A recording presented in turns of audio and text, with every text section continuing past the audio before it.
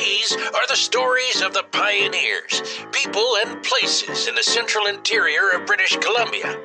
Follow along with the tales written by local historian Barry Sale in the Williams Lake Tribune. These stories are then brought to life by your host, Jason Ryle. Welcome to the Haphazard History of the Cariboo Chilcotin podcast. In the old Soda Creek Cemetery, you can see a fenced gravesite with a granite headstone that reads, "Sacred to the memory of T.J. Menefee, native of Kentucky, U.S., born 23rd of November, 1829, died July 7th, 1873. This is the final resting place of a man who was at the forefront of the Cariboo Gold Rush and who remained in the area to become a prominent landowner and businessman. Hello again and welcome to the Haphazard History of the Cariboo Chilcotin podcast. I'm Jason Ryle. Thomas Menefee, according to his grave marker, was born in Kentucky, but some historians believe he was a native of Missouri. He migrated west to the California goldfields in the early 1850s, but the land was already staked and that gold rush was largely finished. Menefee joined the many gold seekers moving northward, prospecting the creeks and rivers along the way. He arrived in southern BC in 1858 with one of the first groups of men searching for gold in the Okanagan region. Menefee's group was involved in a serious skirmish on the mouth of the Okanagan Canyon with a number of men from the local First Nations bands. 3 of his party were killed and several were wounded. Menefee himself was shot through the left lung. He was taken by mule 250 miles to Yale and then by riverboat to Victoria, where he was able to recover. He returned to Yale in the spring of 1859, where he partnered up with Peter Dunleavy, Ira Crow, Jim Sellers, and Tom Moffat. Together, this team made their way up the Fraser River, working the bars and checking out the tributaries. Menefee was described as being a man of slight build, but wiry and tough. He had a great sense of humor and was a born entertainer, known by all for his practical jokes. His quick wit and his perpetual good nature ensured that he was liked by everyone. He always wore a hat, indoors or out, perched rakishly on the back of his head. His friendly demeanor and ability to make light of any situation often hid the fact that he was a shrewd and astute businessman. One day in early May of 1859, the partners were working at the mouth of the Chilcotin River when a young Shuswap man appeared. He was Thomas, a runner and a guide for the Hudson's Bay Company, and also the son of Chief Lolos of the Fort Kamloops band. Thomas stayed with the party for 2 days and watched them digging for gold, getting to know them a little. On the second day, at dinner time, he told them that he knew of a little river where there were many gold nuggets the size of the beans they were eating. The group arranged to meet Thomas at a big First Nations gathering at Lac La Hache in 16 days. From there, he promised to take them to the river. Dunleavy and the 4 other partners went back to Kamloops to reprovision. While there, he hired John McLean and Jim Moore to be axemen to hack a trail through the expected dense brush. True to his word, Thomas arrived at Lac La Hache on schedule, accompanied by a friend, Long Baptiste. He was so named because he was tall, over 6 feet. He also worked for the Hudson's Bay Company, and he was a man from the Carrier Nation, raised in the area around Fort Alexandria. Thomas explained that he was needed by the Hudson's Bay Company, so he had asked Long Baptiste, who knew the area as well or better than he did, to guide the group of men to the gold-bearing river. After some time observing the big gathering and participating in some of the games, the party headed off to the northeast. They traveled past what are now called Eagle Lake, McIntosh Lake, and Moffat Lake, then down Moffat Creek to the Horsefly River. Because of the heavy rains, the river was a raging torrent. But that didn't stop the prospectors, who dug into the bank and soon found several bean-sized nuggets. It was mid-June, 1859, and this was the beginning of the Great Cariboo Gold Rush. There is some question whether Menefee and his partners were the first to arrive at the Horsefly River that summer. Within a few hours, another group showed up near the same spot as Menefee's party. There are accounts that Otto Bow, who preempted the Alkali Lake Ranch, was on the Horsefly River weeks before Menefee's group. Within a 3-month period, at least 4 crews of prospectors were working claims on the river.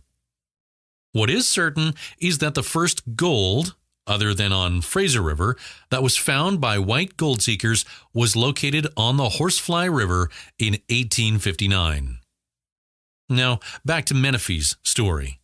He became a rich man virtually overnight, but he didn't continue with the back-breaking physical work of gold mining. By 1860, he was operating a pack train consisting of a string of 30 horses between Lytton and Keithley Creek. In September 1861, he teamed up with a new partner, Dudley Moreland, to purchase the Missioner Creek farm at Williams Lake for $15,000.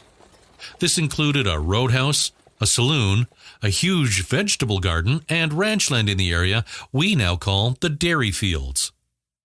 Menefee didn't spend much time at Williams Lake.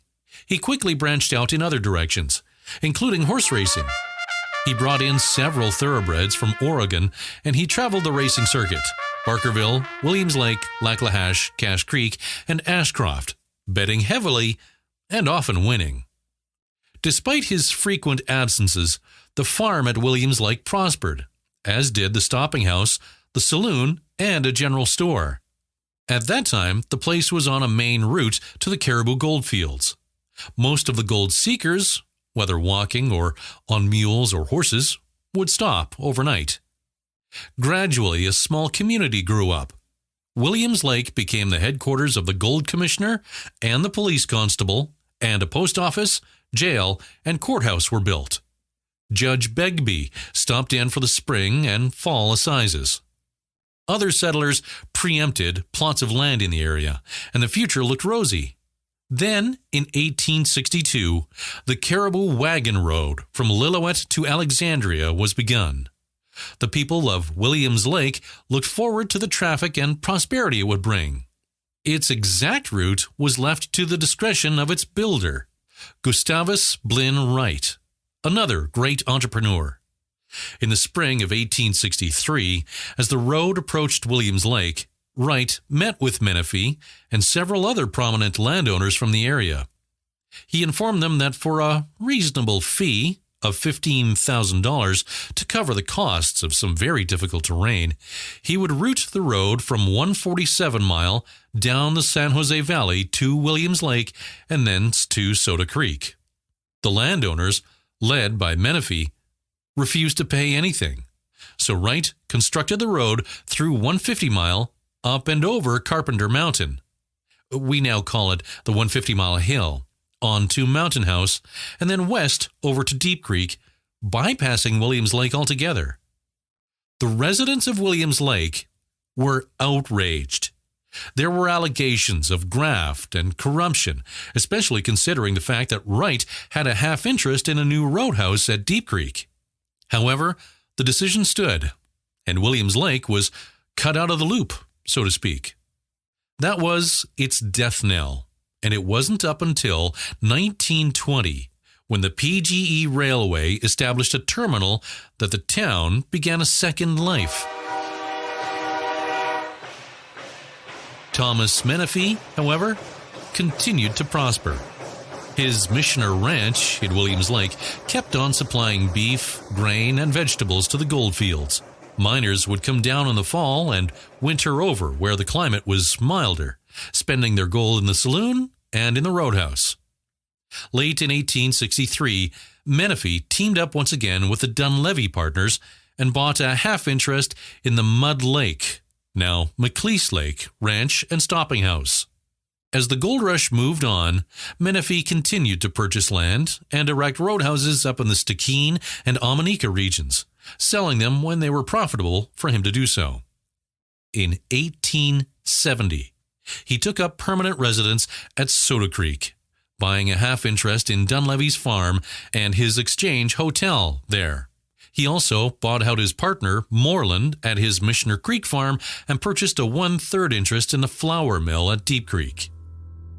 In late June of 1873, Menefee left Soda Creek and set out for the annual Dominion Day 4th of July celebrations at Barkerville.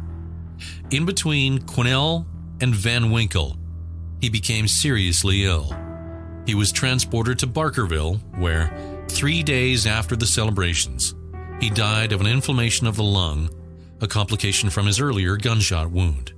He was only 44 years old. An estate auction was held on October 21st that year to dispose of his holdings.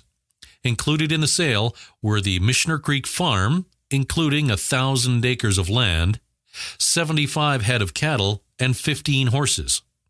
His half-interest in the Dunleavy farm, his half-interest in the Exchange Hotel, his third interest in the Protection Flour Mill, and several other properties.